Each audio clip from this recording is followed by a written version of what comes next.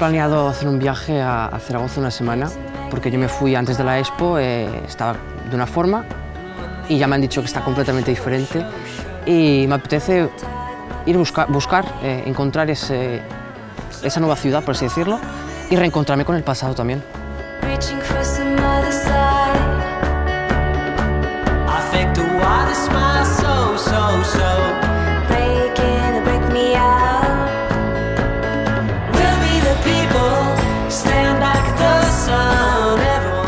E tenho free walking tour, as visitas guiadas por el casco histórico e hay terminado agora com os turistas dos Estados Unidos. ¿Sí? Vamos dar um passeio. Então, como estás tu? Bien. O teu português? Bien. Ven.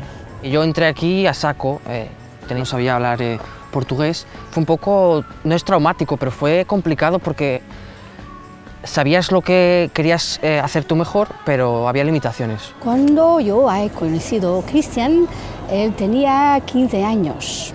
Eras un rapaz, un guapo, y no hablaba nadie de portugués. Por supuesto que estaba en una escuela portuguesa y tenía que aprender en portugués y escribir en portugués. Ha sido un poco difícil para él.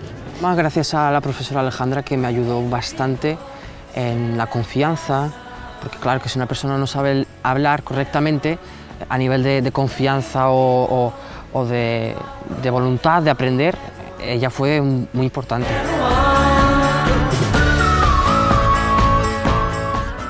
¿Conoces esta iglesia aquí? No, no conozco. Es la iglesia de Santa Cruz.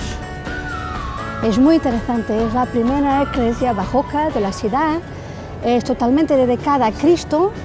Fue importante en aprender el idioma en portugués y en ese caso también me ayuda y me enseña mucho aquí en Braga, curiosidades que ella sabe y me ha enseñado bastante la ciudad e historia de cierta forma. Braga es una ciudad que tiene muchísimas tradiciones. Es la tercera ciudad de Portugal y es conocida como siendo la Roma portuguesa. Quien encontrar los tres pollos se dice que va a casar aquí. ¿Sí? ¿Quieres encontrarlos? Pues si no encuentro me caso en Zaragoza. No, por supuesto, tienes que casar a Braga.